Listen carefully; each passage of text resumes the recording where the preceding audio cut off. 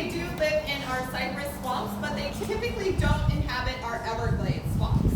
So I'm not entirely sure the reason behind that, but I do know that they're very rarely found in those areas, but they are quite commonly found around this area here in Jupiter. So we have a lot of people that live in Jupiter's farms that come visit us, and they tell us their stories about how they see these barred owls.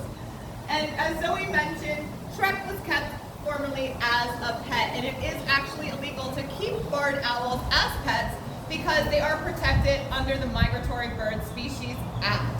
So when birds like owls and birds of prey are kept as pets, they have such a short window of time to develop those key crucial skills for survival. And it completely throws them off because they become too comfortable with humans.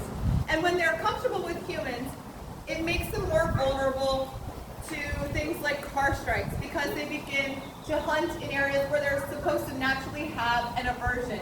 And they're already hunting in those areas because of habitat loss, which also renders them vulnerable to rodenticide poisoning. So that's two big reasons why we see owls in our wildlife hospital.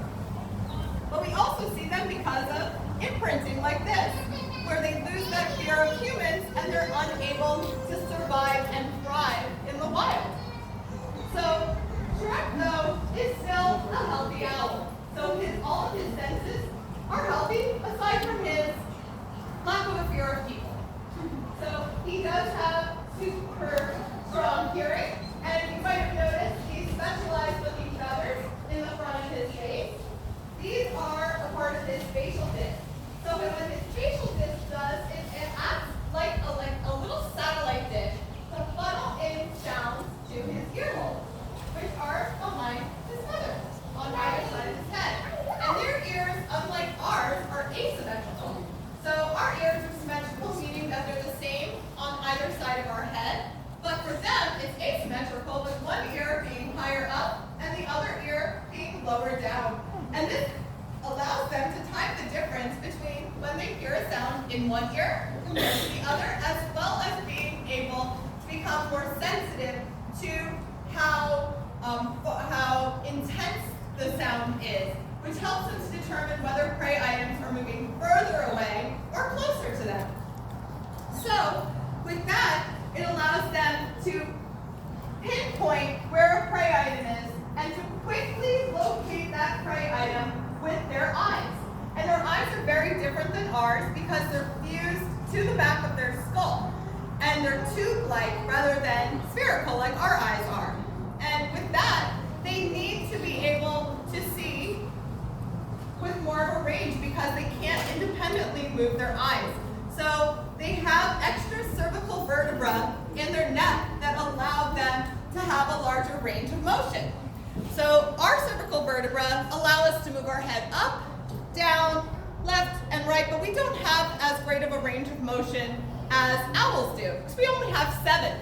They have 14 cervical vertebra, so they can move their head in a total of 270 degrees, meaning that when they hear a sound behind them, they can quickly move their head towards that sound, locate that prey item, and then go in for that kill if they determine that that's what is going to be nourishing them.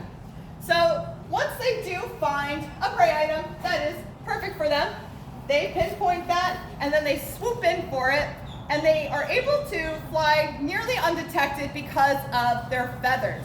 So they have very soft serrated feathers that allow the muffling of the sounds made when flapping, which helps them to sneak up on prey items nearly undetected, with this particular adaptation being the most astonishing in the barn owl.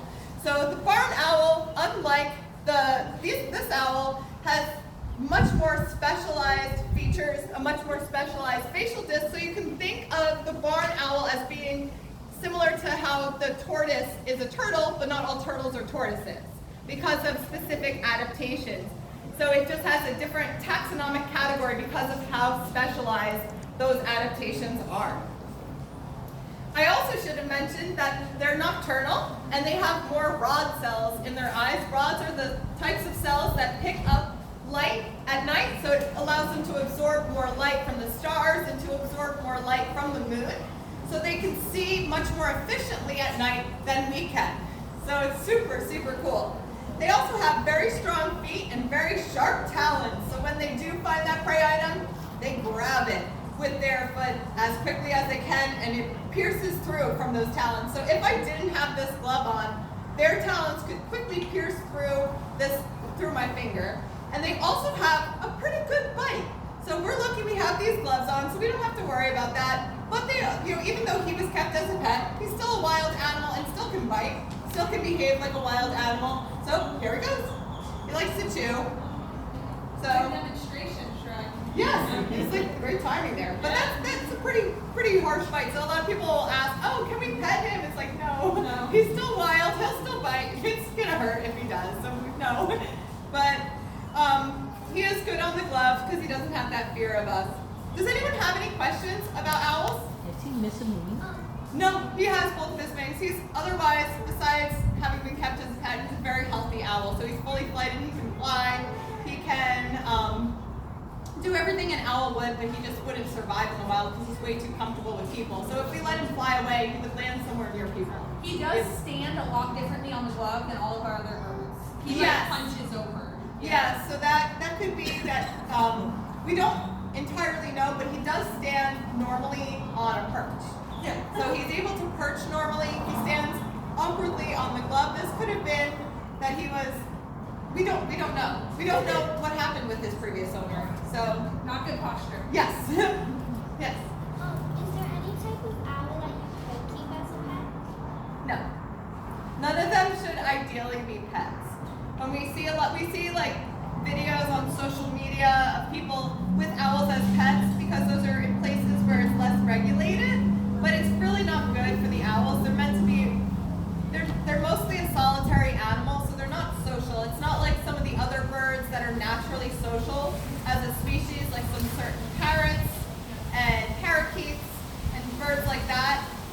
They're not social. So to them, other animals are either a mate, a foe, or food. That's it. They don't have friends in their vocabulary. So they don't have a brain that is able to process friends. And same with opossums. Opossums don't have friends. So a lot of people try to keep them as pets, but they don't have the brain to be able to process this is a friend. For them, when they see us, because we do have one opossum that was a pet, they just see us as a source of food. That's it. It's not like the only animals that really have that bonding here are like our foxes, can bond with a human, but they're still primarily a wild animal, so they shouldn't be pets. And the reason why they're here is because people tried to domesticate them and keep them as pets, and then they learned pretty quickly that it was a wild animal and would quickly maul them if it just snaps. So even a dog snaps back into their wild instincts once in a while, and some dogs bite, some dogs get aggressive and stuff like that. And if it can happen with a dog, imagine how much more likely it is to happen with a fox. Even though they're canines and have the propensity for domestication, it's not the same. So they're much, much more likely to act wild. Any other questions? All right, well, thank you so much for joining us for our conservation conversation today. Again, we are a nonprofit, so we do rely exclusively on donations to be able to sustain everything that we do here, from feeding and taking care of all the animals that you see here on our sanctuary premises, as well as taking care of every single animal that comes into our wildlife hospital. We would not be able to do this if it wasn't for people like you to come visit us, support us, and thank you so much for joining us today. We hope to see you back again. Thank you.